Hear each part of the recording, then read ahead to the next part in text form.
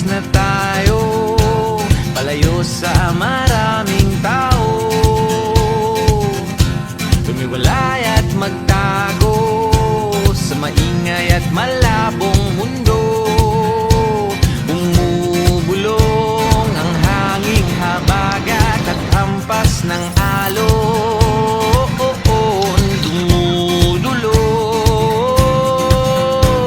at niyayakag na tayo ng karagatan.